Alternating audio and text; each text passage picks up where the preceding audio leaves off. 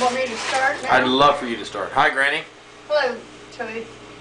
Hey, Toby, we're going to make some chocolate fudge. Very good. We're going to set our pan out and butter it first. What you've done right there. Did you see me fold the foil over the outside of the pan? And that way it goes in the pan smooth. And then you butter it, and then when you take your fudge out and cut it, you just lift this up and put it out on the counter. That's awesome. Then we're going to take a real heavy aluminum pan, and we're going to mix our sugar, 4 cups of sugar and a ½ cup cocoa. And we're going to mix that real good. If you don't do it real good, that cocoa will float to the top and you'll have little lumps in it. Okay. But if you mix your sugar and cocoa good, then you're going to add your cup and a half of milk. And stir it real good. Put it on your heat and stir it. Stir until it starts to boil. And then turn your heat down till it's just bubbling, but don't stir it anymore.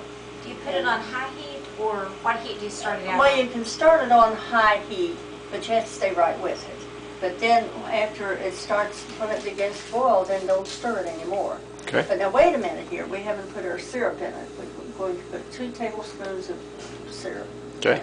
Before it starts. It's white Karo syrup. White Karo syrup before it boils.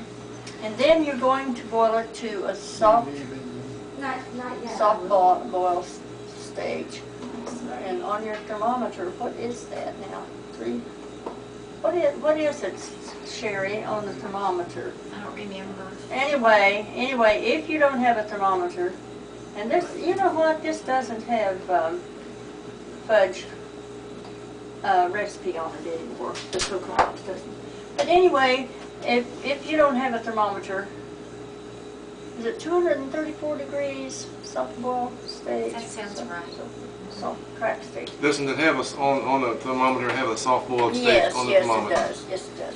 And then if you don't have a thermometer, put you some cold water in a saucer, and and when you see it, till you think it's getting a little bit thick, drop some in cold water and kind of pinch it around a little bit, and then put it on your finger.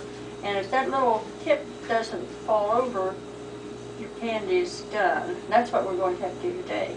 Test it by pulling it up and kind of pinching it and watch it. If that little tip falls over, it's not done yet. Cook it a little longer. Now remember, don't stir it.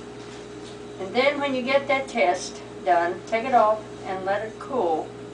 Put some 2 tablespoons of butter and a pinch of salt in it, and about a teaspoon of vanilla flavoring. And let it sit until it gets cool enough, 110 degrees on your thermometer, or until you can pick up your pan and put your hand on it. If it's just a little extra warm to the touch, then it's ready to beat. Great. Yes. And then watch it closely. When you beat it till it begins to lose its gloss and begins to look a little dull, leaves little paths through the fudge, then pour it out real quickly. Hey, Meredith wants to know. Let it sit until it gets cold. Lift it out and cut it. Serve it up. Okay. It's a great mix. Now we're going to see how it's done after a bit.